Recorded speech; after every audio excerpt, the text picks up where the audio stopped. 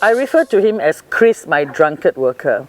He's a Singaporean. When he came to my farm about 4 years ago, he was only 37 years old or 36 years old. And he applied for a job here. He was very upfront with me. He told me he's a convict. He's just been released from prison. He's been to prison since he's 18 years old till 37. And he's now released. He needs a job and he needs a place to live. So I asked him, where are you living now? And a grown man with tears rolling down his face, you know, it really hit me. And he said, I'm actually staying on the street and I bathe in a coffee shop. So I said, okay, I tell you what, you can stay here. So I got my driver to bring him to the coffee shop, pick up his things, gave him $50 to buy a bit of his stuff like toothpaste and stuff, and he came here. For 6 days, he worked like God, you know. On the 7th day, instead of resting, he punched one of my Indian workers. I had gone home for a whiskey and my Indian worker called me. I ran out and I saw a police car outside my gate. So I said to the policeman, what's happening? And when I looked at the reaction from this guy, I knew he was drunk, intoxicated. So I just told the policeman, it's okay, thank you very much, sorry for troubling you, you go back. And I caught hold of this guy. I pulled him to the workers' quarters and I say, you stick here and you sleep. And I told my Sarawatian, if he moves, tie him up.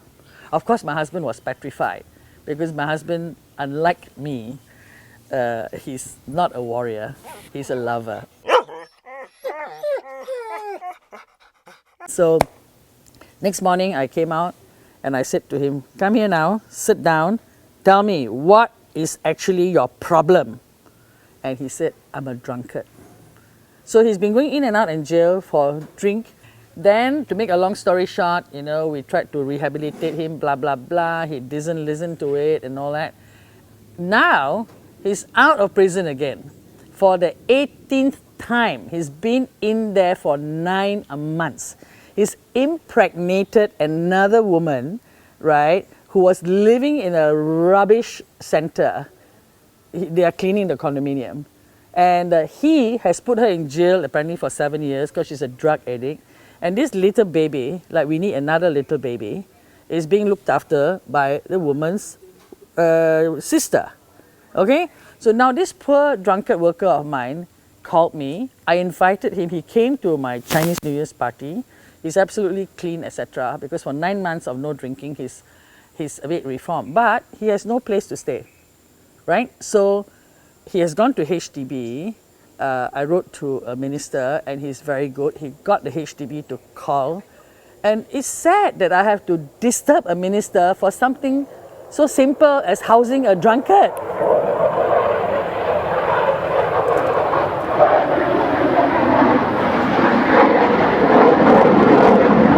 Three years ago, I had brought this guy to see his member of parliament, right? But up to now, they cannot find a final solution for him. So the HDB rang him up. I spoke to the HDB people also, but they want him to share a small HDB with another person. And usually, the other person, they give you a list, is either a drunkard or a drug addict or something. So how does putting 2 drunkards, 2 drug addicts, give you a winning solution?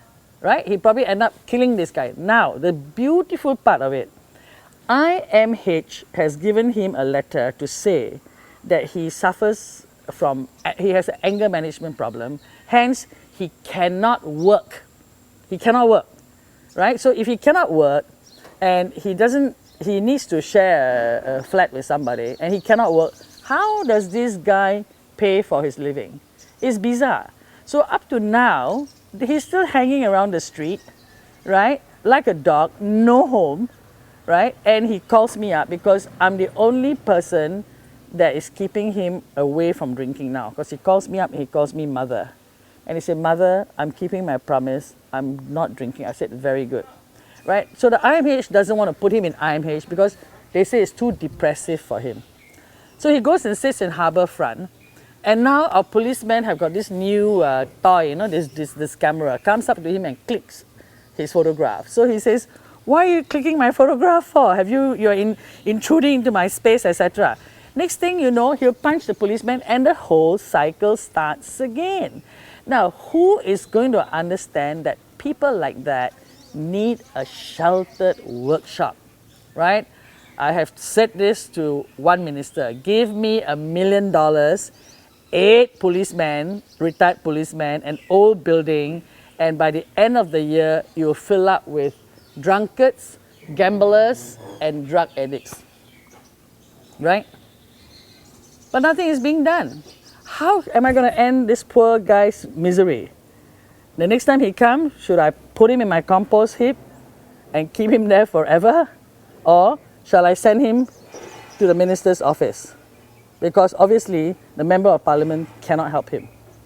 So, can somebody give me some good ideas of what I should do?